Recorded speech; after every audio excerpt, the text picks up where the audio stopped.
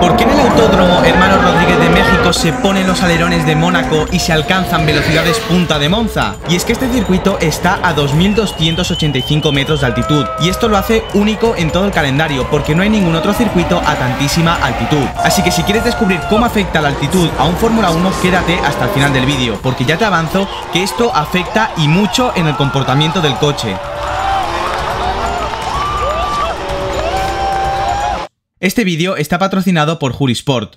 El Autódromo Hermanos Rodríguez es un circuito que tiene mucha historia, y es que en los 80 se disputaron carreras sobre este trazado, y en esa época fue cuando se empezaron a ver los primeros motores turbo de la historia. Y claro, en un calendario de Fórmula 1 en el que prácticamente todas las carreras se disputan cerca del nivel del mar, cuando se disputaba el Gran Premio de México pasaba algo muy peculiar, y es que los motores turbo tenían una ventaja abismal sobre los atmosféricos. Estamos hablando que los atmosféricos perdían muchísima potencia, mientras que la potencia de los turbo prácticamente no variaba. ¿Por qué pasa esto? Pues bien, para entenderlo debes saber cómo funciona un motor. Un motor de 4 tiempos, para generar potencia, lo que hace es mezclar aire y combustible y comprimirlo, y una vez se comprime esta mezcla, se hace saltar una chispa mediante la bujía y se produce una explosión que empuja el pistón hacia abajo, y esto provoca potencia y permite que el coche se pueda mover. Pues bien, cuanto más fuerte pueda ser esta explosión, mayor potencia se generará. Ahora bien, en toda combustión hacen falta 3 elementos: oxígeno, combustible, en este caso gasolina, y una chispa para iniciar la combustión. Claro, ¿qué pasa? Que a tanta altitud la densidad del aire cambia y por tanto hay menos moléculas de oxígeno presentes en la atmósfera, y esto significa que en un motor atmosférico habrá menos moléculas de oxígeno presentes en esta combustión, por tanto la explosión no será tan potente. Ahora bien, en un motor turbo, como hay una turbina que está comprimiendo el aire, no habrá tanta pérdida de potencia, porque la turbina lo que hará será girar a más revoluciones para de esta manera comprimir más el aire. Es decir, un motor turbo, gracias a la turbina, no pierde tanta potencia, porque como el propio motor es el que se encarga de comprimir el aire, aunque el aire sea menos denso, se conseguirá mantener más o menos la misma potencia que si estuviésemos sobre el nivel del mar. ¿Pero realmente tanta es la diferencia? Pues la respuesta es que sí. Ten en cuenta que a nivel del mar la densidad del aire más o menos es de 1,23 kilogramos por metro cúbico. Ahora bien, en el Autódromo Hermanos Rodríguez, a 2285 metros de altitud, la densidad disminuye más o menos un 20%, es decir, pasa a tener un valor de 0,98 kilogramos por metro cúbico. Para que te hagas una idea de la cantidad de potencia que pierden los motores atmosféricos con la altitud, podemos ubicarnos en el circuito de Interlagos, que está a 700 metros de altitud, muchísimo más bajo que el de México, pero aún así a 700 metros de altura los antiguos motores atmosféricos V8, que tenían unos 750 caballos de potencia, podían llegar a perder unos 60 caballos de potencia a causa de la altura. Imagínate si los Fórmula 1 tuviesen motores atmosféricos actualmente. En el Autódromo Hermanos Rodríguez podrían perder una cantidad bestial de potencia. Por suerte ahora son motores turbo y a nivel de potencia afecta menos. Ahora bien, los motores turbo a altas altitudes sufren más, porque claro, el turbo estará girando más rápido, y esto significa que el eje, al girar más rápido, tendrá muchísimo más estrés y será más fácil que se provoquen roturas o problemas de fiabilidad. Y también la altitud afecta bastante al tema de la refrigeración, tanto del motor como de los frenos. El turbo, como estará girando más rápido, generará más calor, y esto es importante tenerlo en cuenta, porque además por estar a tanta altitud será más difícil refrigerar el coche. Y a nivel de frenos pasa exactamente lo mismo. Los ingenieros deben calcular muy bien cuánto deben refrigerar las tomas de frenos, porque abrirlas más de lo necesario tendrá un efecto negativo en la aerodinámica, y cerrarlas más de la cuenta significará que se pueden sobrecalentar. Y aquí hay frenadas muy fuertes donde los pilotos tienen que tener mucha confianza. Y por cierto, si no sabes cómo ver el Gran Premio de México, te presento Jurisports. Es una web en la que si entras podrás encontrar todos los deportes, ya sea por ejemplo el motociclismo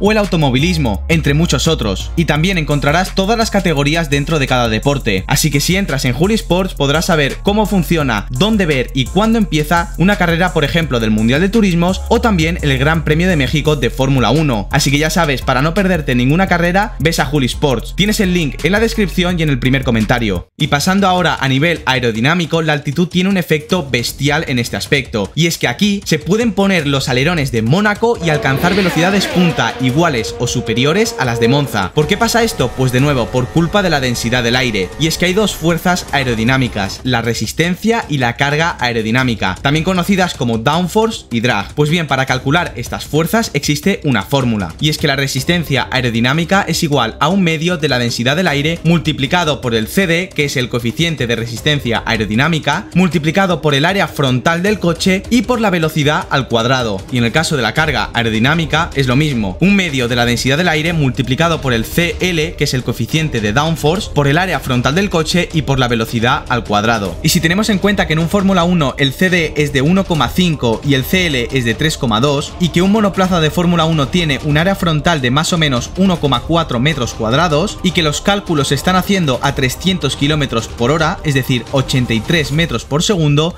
podemos obtener los siguientes resultados. Eso sí, ten una cosa en cuenta: los coeficientes aerodinámicos son unos números que son muy difíciles de calcular y que cada coche tiene su coeficiente en particular, y lo mismo pasa con el área frontal. Esta variará según el tipo de alerón que tengas, porque un alerón más grande significará que el área frontal del coche será superior que si ponemos un alerón más pequeño, y cada equipo tiene un coche diferente, así que estos valores son orientativos, tenlo muy claro. Sin embargo, estos valores son representativos y nos permiten hacernos más o menos una idea de cómo cambian las fuerzas aerodinámicas en función de la altura.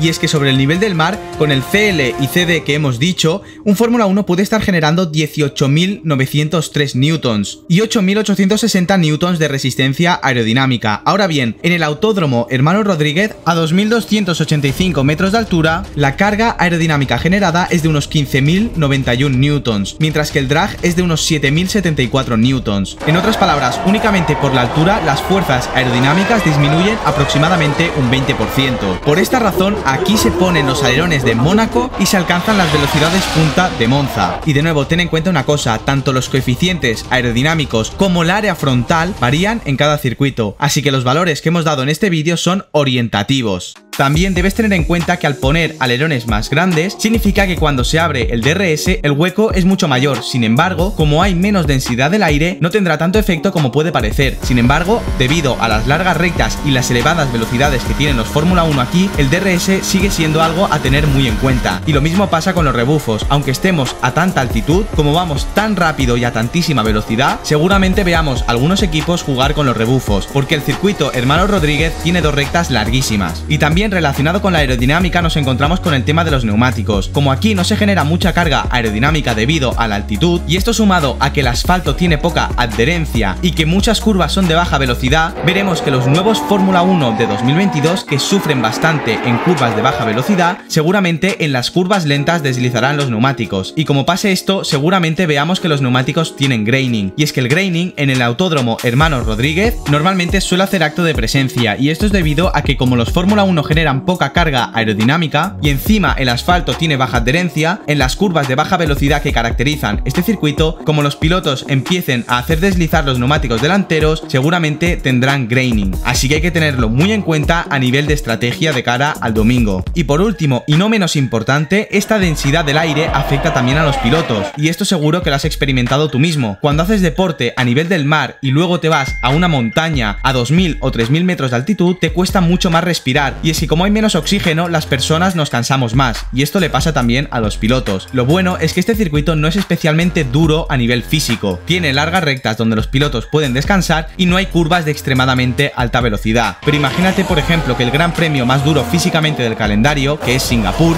estuviese a 2.000 metros de altura. Sin duda sería un infierno para los pilotos y veríamos muchísimos errores porque se cansarían muchísimo más. Pero por suerte para los pilotos, el circuito de Marina Bay está al nivel del mar. Y por cierto, si no sabes cómo es el Autódromo Hermano Rodríguez de México y cuál es su historia, ves a ver este vídeo porque lo explicamos al detalle.